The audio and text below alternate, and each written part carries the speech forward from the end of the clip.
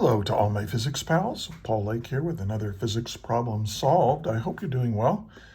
And in this one, we're going to find the magnetic field created by the current in three long straight wires. And these are the concepts we're going to use. You need to know the magnetic fields created by long straight wires. And you need to know the right-hand rule for long straight wires. It's all part of that thing, and I'm going to go over both of these with you. So let's read the problem. It says, three long insulated current-carrying wires surround point P, all in the xy plane as shown. The top wire contains a current of 2I to the right and is a distance r above point P. There's point P.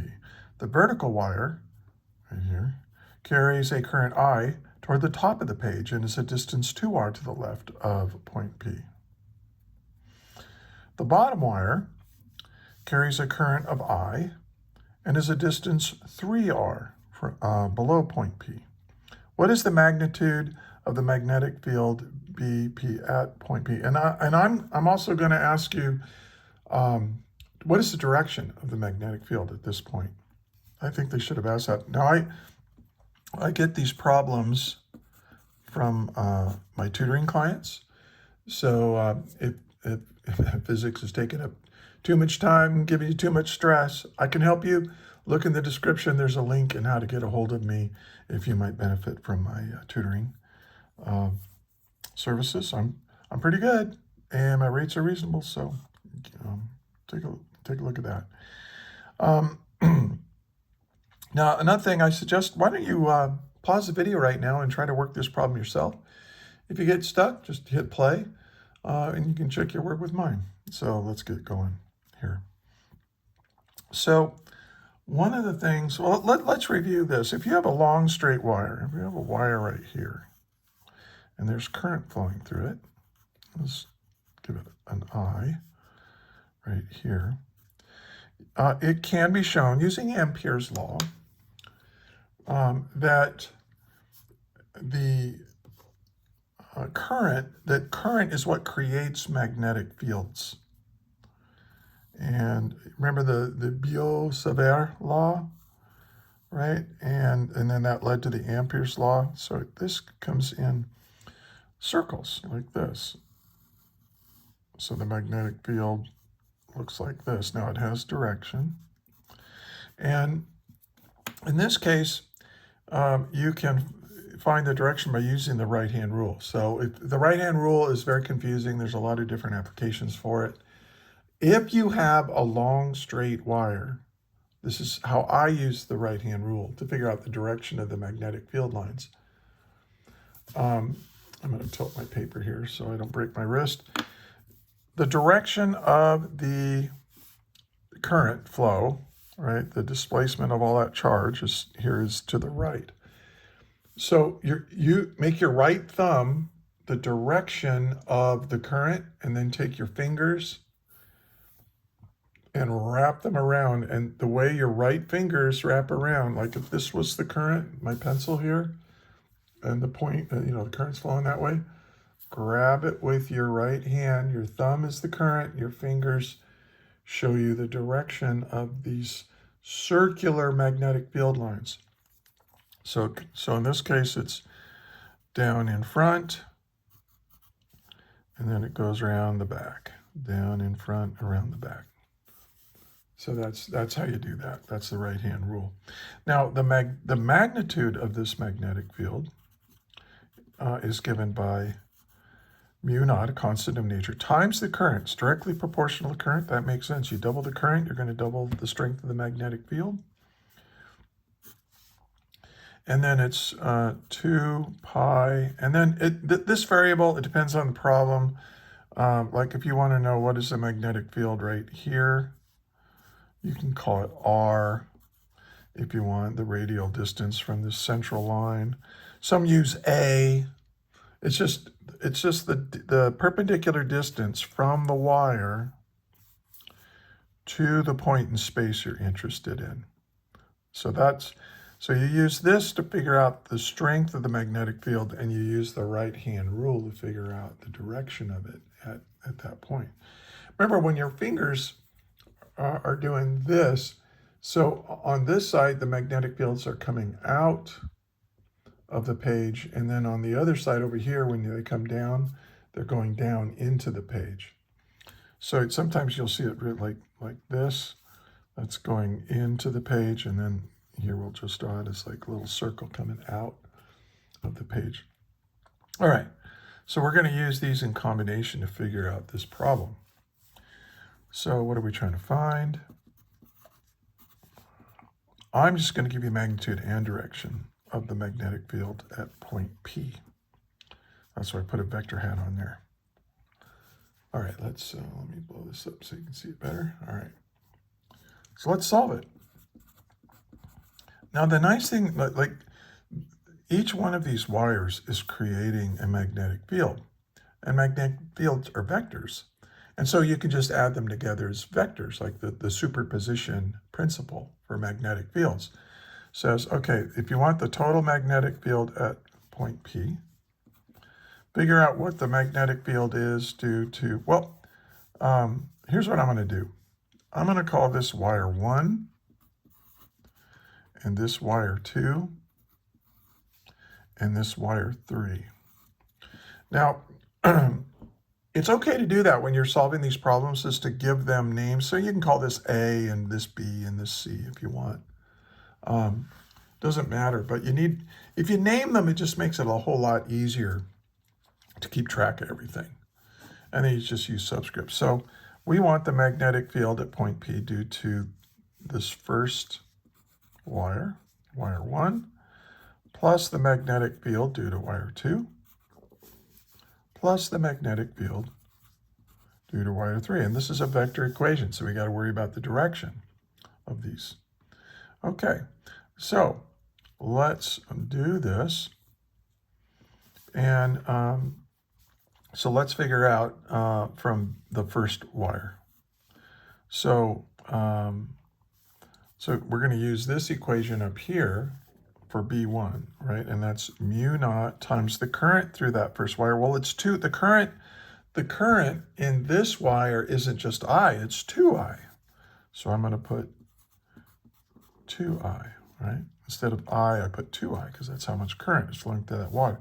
Divided by 2 pi. Now, what is the radial distance between this wire? The shortest perpendicular distance between this point and that? Oh, it's given to be R. Now, what direction is B1 in? Well, use the right-hand rule, grab it, and it's, if you notice that point B, when you grab it in your imagination, right, you grab it with your right hand, and it goes down into the page. So this is creating a magnetic field that's circulating around like this, and it comes down in front and then into the page. Now, what do we call that?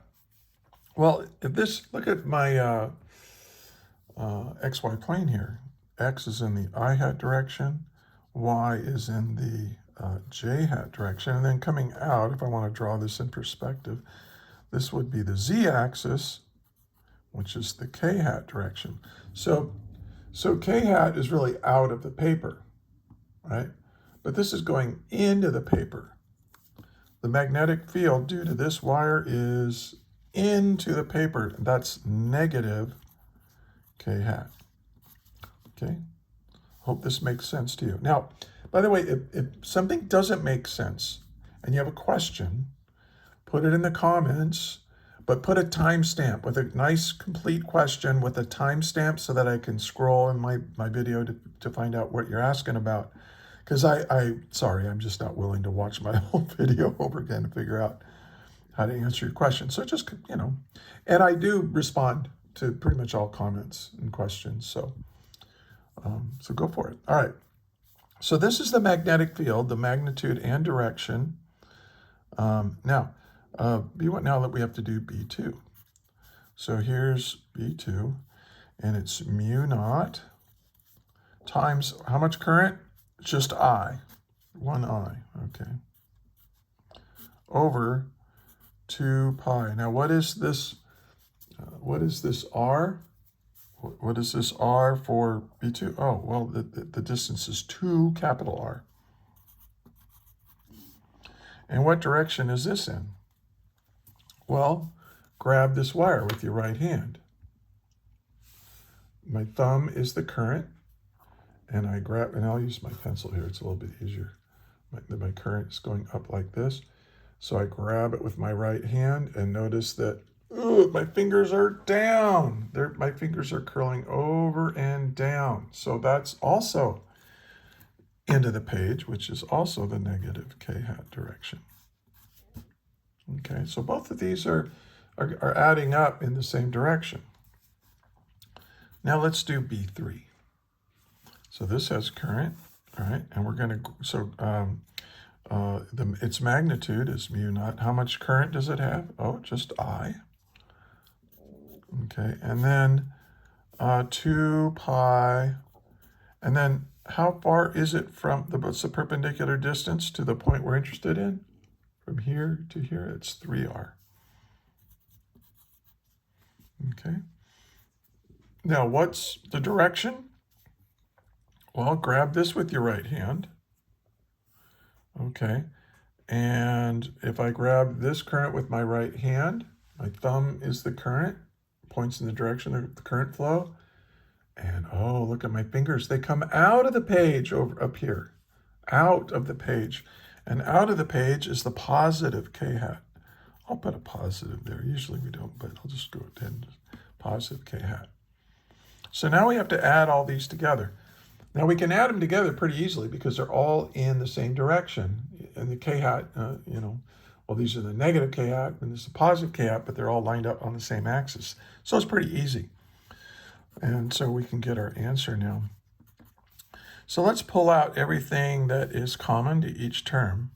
We've got a mu naught, an I, and a 2 pi in each one. So mu naught I over 2 pi, and then there's an R in each one.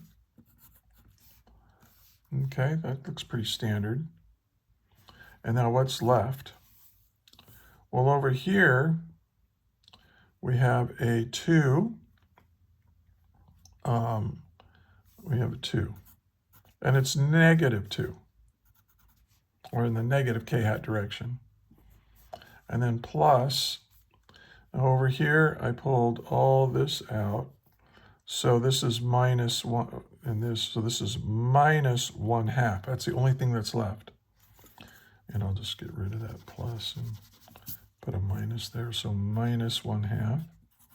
It's in the minus, comes from that negative k hat direction. And then here, we pulled out all of this, right? But we didn't pull out the 1/3, and that's in the positive direction. Okay. So, and what's the direct? This is all in the k hat direction, right? I can factor out the k hat. I left the negatives behind in here. So that's in the k hat direction. So now we just need to combine all this stuff. So let's see. Looks like, I think 12 is a common denominator, right? 3, 6, 9. Well, yeah. So this would be negative 24 over 12 plus 6 over, oh, I probably could have used a different common denominator. That's okay. Oh, this is minus 6, isn't it? Yeah, minus 6. It's okay. It's okay. And then I multiply this by 4, so this is plus 4. Okay, so what is this equal to? Negative 30. This is, what is this? This is negative 30 plus 4 is 26 over 12. Oh, I could have used 6 as a common. That's fine. That's fine. Don't worry about it. I'm not worrying about it. Are you? Okay, so this is 6. So all of that is 13/6. So now I can multiply this by 13/6. Oh, it's negative 13/6 too, isn't it? don't forget the negative. So this is mu naught I over 2 pi r times negative 13 over 6 in the k hat direction. Now this is the way I like to do it. I like to show this negative with the unit vector. A lot of people don't do that. I don't know. It depends. So the magnetic field, nothing cancels out here, so I could just go 13 mu naught times the current over, and 2 times 6 is 12. That's why I had the 12 in my head. 12 pi r in the negative k hat direction. So it's the overall magnetic field is into the page, and this is its magnitude. And there we go. Yeah, we're done. Another physics problem solved. Hey, if you found this helpful, please like, share, and subscribe. Check in the description. There are links to documents that are all organized. This is going to be the newest video that goes into those documents. Targeting AP Physics C right now, but this is also good for college freshman physics. That's what AP Physics C is actually. So yeah, and if you got all the way to the end, I want to thank you for watching my little video. And I also want to thank you for studying physics. It's difficult, it's time consuming, it's stressful. I know how it is. And but we need smart, hardworking people like you to figure this stuff out and to learn how to use it, because this is the foundation of our technologically based civilization. So without you, our civilization will crumble. So thank you. And until the next video, may the net force be with you always. That is all.